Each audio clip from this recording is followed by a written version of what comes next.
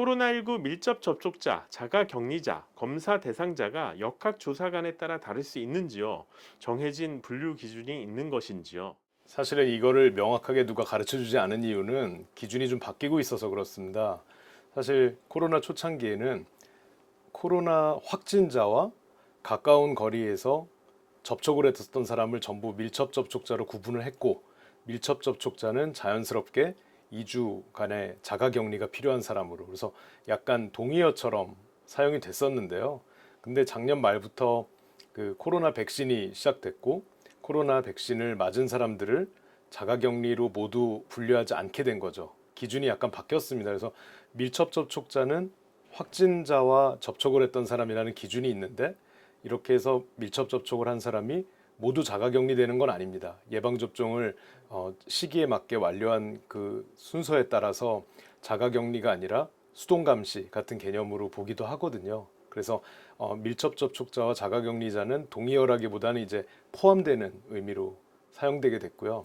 다만 역학조사를 하는 과정에서 똑같이 접촉을 했던, 또 그러니까 확진자와 만난 사람이 접촉자인데 접촉자와 접촉한 사람을 어떻게 볼 것이냐는 역학조사관의 이제 능력에 따라서 또는 그 상황에 따라 달라질 수가 있기 때문에 이것에 맞춰서 우리가 검사 대상자를 지정을 하게 되죠. 코로나19 백신 부스터샷 접종이 이루어지고 있는데요. 백신 맞고 근육통이나 열이 날 경우 아세트 아미노펜 계열의 약을 먹는다고 해서 백신 효과가 줄어드는 것은 아니지요? 맞습니다. 그런 질문 굉장히 많고요. 실제로는 이 백신을 맞고 나서 부작용을 경험하는 비율이 얼마나 되느냐? 물론 주위에서는 굉장히 많아 보이지만 뭐 발열, 두통 또는 어, 그 근육통 같은 백신 부작용들을 호소하는 경우들이 제법 있는데요.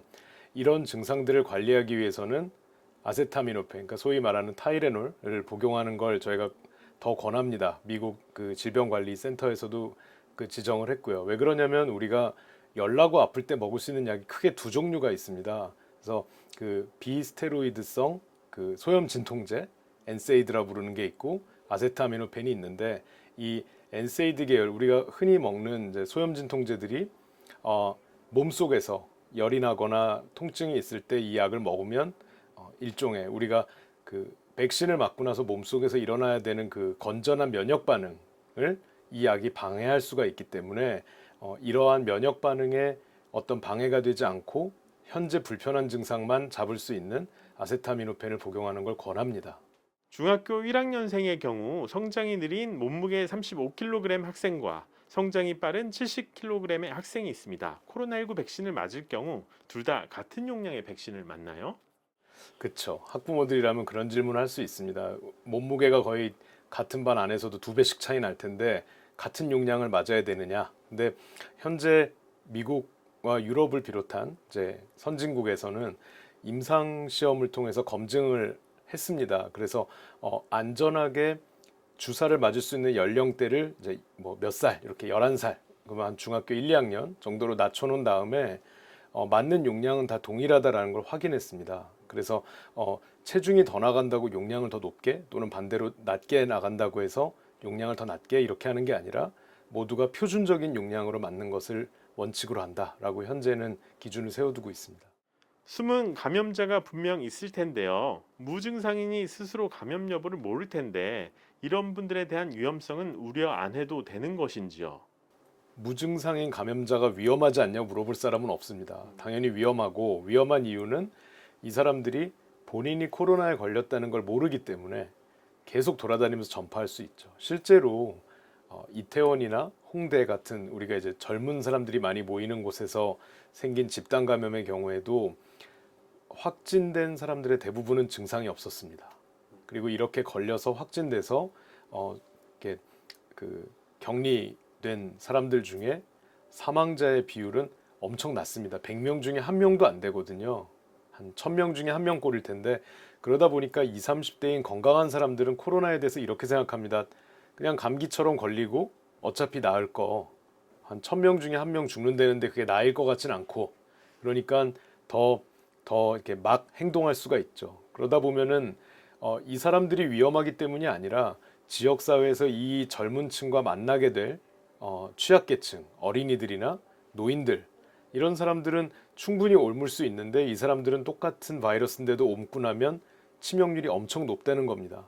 그리고 현재까지 알려진 각국의 정보들을 보면 우리가 알고 있는 확진자 숫자보다 10배에서 80배 정도의 무증상 감염자들이 각 나라에 돌아다니고 있는 걸로 알려져 있습니다. 그러다 보면 우리가 왜 확진자 수는 줄어드는 것 같은데 왜 우리 주위에서는 계속 사망자나 위중증이 많아지지라고 생각해 보면 이러한 젊은이들이 어떤 매개가 돼서 취약한 사람들의 전염이 늘고 있을지도 모르죠. 코로나19 백신 그리고 겨울철 유행하는 인플루엔자 백신 이 둘을 맞으면서 앞으로 살아가야 하나요?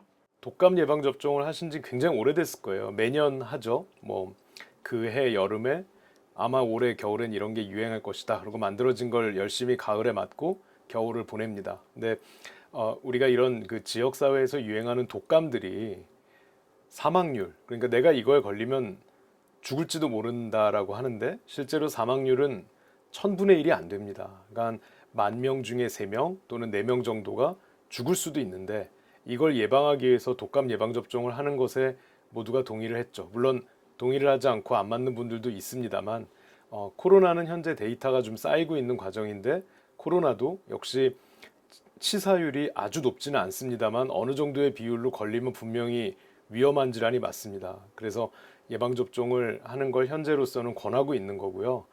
하지만 말씀하신 것처럼 그럼 우리가 평생 이걸 두 가지를 다 맞아야 되느냐? 그건 알 수 없습니다. 근데 아마도 독감은 그 독감 이 바이러스가 생산되는 과정을 생각할 때는 아마도 우리가 인간이 동물들과 공존해서 사는 이상 이러한 변종이 매년 나올 가능성이 있고 그래서 매년 맞아야 된다면 그리고 코로나도 만약에 코로나는 아직도 기원이 명확치가 않잖아요. 그러다 보니까 코로나도 혹시 이런 식으로 변종이 계속 전 세계를 휩쓸 가능성이 있고 그 다음에 유행할 변종을 예측할 수가 있다면 독감 예방 접종처럼 매년 또는 뭐 매 6개월마다 맞아야 될 가능성이 있겠죠. 백신 접종을 했더라도 마스크가 필수인 시대인데요. KF94를 꼭 써야 하는지, 비말이나 덴탈 마스크로도 방역이 가능한지요. 코로나 바이러스가 다른 바이러스보다 조금 크기 때문에 사실은 물리적인 그 어떤 차단막을 형성해 줄 수만 있다면 그 구사 마스크만을 꼭 고집할 필요는 없겠다라는 게 현재까지 알려진 사실입니다. 다만 덴탈 마스크 같은 좀 가벼운 마스크들이 좀 불안하게 보이는 이유는 우리가 덴탈 마스크를 쓸 수 있습니다. 근데 오염 물질이 자주 묻거나 내가 현재 콧물이 나거나 침을 흘려서 안쪽이 빨리 오염되는 또는 바깥에서 빨리 오염되는 분들은 짧게 쓰고 바로바로 버린다면 덴탈 마스크도 충분히 보호막을 효과를 가질 수 있는데 하나를 오래 쓴다면 당연히 안 좋죠. 그 다음에 좀 변형돼서 쓰는 분들이 있습니다. 뭐 예를 들면 여기 밸브가 달린 걸 쓰는 분들 있죠. 밸브가 달려 있어서 이렇게 호흡을 오갈 수 있도록 조절 기능이 있다라고 생각하는 분들 또는 직조된 천 같은 걸로 이렇게 말고 다니는 분들이 있는데, 그러니까 꼭 무슨 마스크를 쓰라기보다는 이런 마스크를 써선 곤란하다는 기준을 질병관리본부에서 좀 내세우고 있습니다. 그래서 그런 것들을 좀 피하시고 마스크를 매일매일 새 것으로 이제 바꾼다는 전제하에 사실은 꼭 구사 마스크만을 고집할 필요는 없겠다라고 생각합니다. 우리가 바라는 코로나 이전 세상, 즉 마스크 벗는 일상이 다시 돌아올까요? 글쎄요, 뭐 미래를 예측하는 사람들이 절반 이상은 틀리잖아요. 뭐 무조건 나쁘게만 예측을 하다 보면 어쩌다 맞아 떨어지는 사람은 굉장히 예언가처럼 대접받기도 하기 때문에 제가 예언가처럼 대접받으려면 이런 세상은 안 온다. 나쁘게 말씀드려야겠지만 사실은 코로나라고 해서 특별한 아주 뭐 하늘에서 떨어진 균이 아닙니다. 이전에 있어왔던 바이러스인데 흔치 않은 경로로 변종이 생겼고 그거를 우리가 빠르게 지금 과학기술이 이걸 딱 정복하기 위해서 따라잡는 속도가 느리기 때문에 조금 시행착오를 겪는 기간이기 때문에 결국은 다른 바이러스들처럼 따라잡을 수 있을 거라고 생각합니다. 그게 언제가 될지는 모르죠. 예측하는 사람마다 뭐 5년은 더 갈 거다 이렇게 보는 사람도 있는데 하지만 저는 언젠가는 다 마스크를 벗고 맨 얼굴을 마주할 수 있는 세상이 올 거라고 믿습니다. 서울시 역학조사관 활동을 하시고 또 교수님께서 의사로서 시청자와 시민분들께 꼭 하고 싶었던 이야기는요? 사실 의사라기보단 저도 그냥 초창기에는 이제 같이 공포를 경험한 사람으로서 어, 이게 정체불명이잖아요.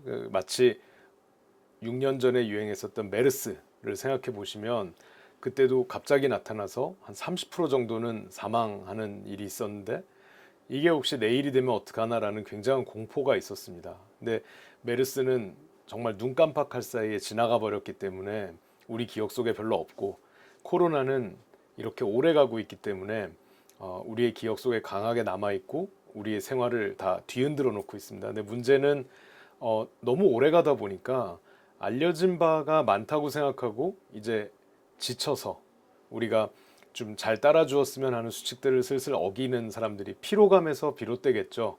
그다음에 처음에는 아무것도 몰랐는데 그것보다는 좀 많이 알게 됐다는 좀 자신감도 있을 거고 그래서 아직은 끝나지 않았다. 보통 저희가 말하는 게 끝날 때까지 끝난 게 아니다라고 하는데 이런 그러니까 마치 메르스처럼 아주 드라마틱하게 어느 날 확 사라져 주기를 바라는 건 이제 조금 좀 과한 바람일지 모르겠지만 언젠간 없어질 겁니다.